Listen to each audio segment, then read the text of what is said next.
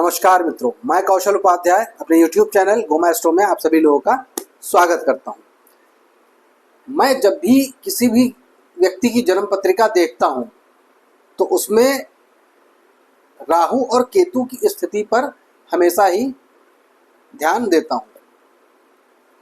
जैसा कि मैंने देखा है, सभी ज्योतिषाचार्य अधिकतर बड़े लोगों की, धनी व्यक्तियों की या जो लोग कुछ अच्छे पदों पर हैं उनकी जन्म पत्रिका का उदाहरण देते हैं, परंतु एक आम आदमी या मिडिल क्लास के व्यक्ति की जन्म पत्रिका पर कभी भी ध्यान नहीं दिया जाता है।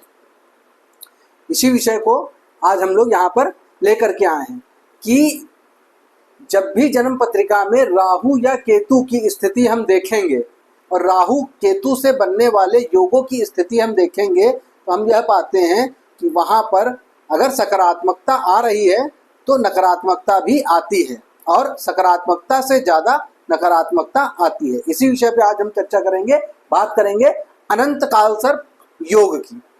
देखिए यहाँ पर लिखा हुआ है, यदि राहु केतु की स्थिति अपने उच्च राशि में होने अथवा राहु केतु जिस राशि में है उसका स्वामी स्वग्रही अथवा उच्च है तथा शुभ भाव प्रथम, द्वितीय, चतुर्थ, पंचम, सप्तम और नवम आदि में विराजमान हो तो ऐसा अनंत काल सर्प योग जातक के लिए हानिकारक नहीं होता।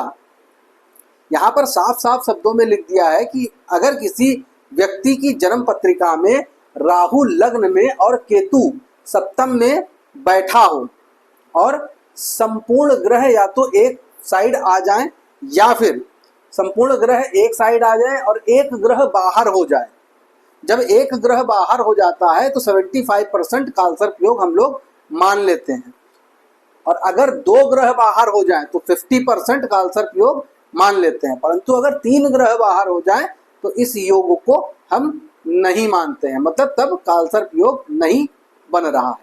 तो ऐसे में यदि राहु और केतु की स्थिति अपने उच्च राशि में हो, राहु और केतु यदि अगर अपने उच्च राशि में हैं अथवा राहु केतु जिस राशि में है उसका स्वामी स्वग्रही अथवा उच्च तथा शुभ भाव प्रथम, द्वितीय, चतुर्थ, पंचम, सप्तम और नवम आदि में विराजमान हो तो ऐसा अनंत काल सर्प योग जातक के लिए हानिकारक नहीं होता है। हम ये कह सकते हैं कि ऐसा काल सर्प योग सकारात्मक स्थिति में आ जाएगा और आपकी जीवन में सकारात्मकता को बढ़ावा देगा। परंतु लग्न से बनने वाला अनंत काल सर्प योग यदि नकारात्मक है तो जीवन में अस्थिरता, क्षणिक मान सम्मान, मानसिक अशांति, प्रेत बाधा, शत्रुओं का आतंक, षड्यंत्रों का शिकार, धूर्तता, मक्कारी, झूठ बोलने की आदत, क्रोध, किसी झूठे आरोप में शत्रु द्वारा फंसाना, जादू टोना से ग्रस्त रहना अथवा शत्रु द्वारा मारने की कोशिश करना, आत्महत्या की कोशिश करना आदि की संभावना बनी रहती है। ऐसे जातक शक्की स्वभाव के, उदर रोगी, भोगी तथा अय्यास तथा जीवन भर संघर्ष करने वाला होता है।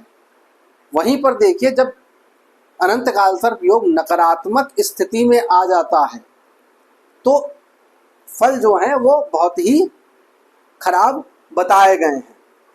जीवन में अस्थिरता रहती है, जीवन में कोई भी स्थिरता नहीं रहती है, अस्थिरता रहती है। जातक कब क्या करेगा इसका कोई भी भरोसा नहीं होता है। क्षणिक मान सम्मान, उसको मान सम्मान भी क्षण भर के लिए ही प्राप्त होता है। मानसिक अशांति, वह सदैव मानसिक अशांति से ग्रस्त रहता है।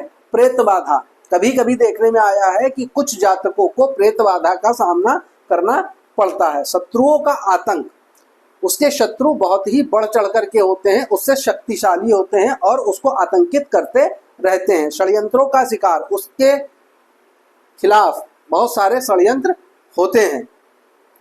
धूर्तता, मक्कारी, झूठ बोलने की आदत, क्रोध, ऐसा जातक जो है वह धूर्त होता है, मक्कारी करता है और झूठ बोलने की आदत और क्रोध साथ में लिए होता है। किसी झूठे आरोप में शत्रु द्वारा फंसाना। देखिए, शत्रु हावी होते हैं, इसलिए शत्रु ऐसे जातक को झूठे आरोप में फंसा सकते हैं। जादू टोना से ग्रस्त रहना, उसके शत्रु जो है उसको जादू या टोने से भी परेशान करने की कोशिश करते हैं, अथवा शत्रु द्वारा मारने की कोशिश करना।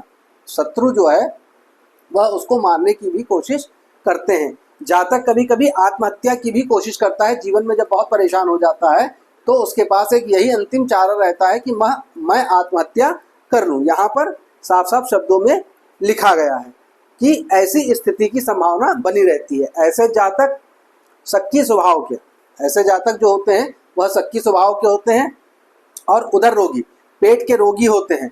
भोगी तथा अय्यास, भोगी होते हैं और अय्यास किस्म के होते हैं, तथा जीवन भर संघर्ष करने वाला होता है। जीवन भर जो है वह संघर्ष करते रहते हैं। अपने जीवन को उच्च स्तर पर ले जाने के लिए सदैव संघर्ष करते रहते हैं।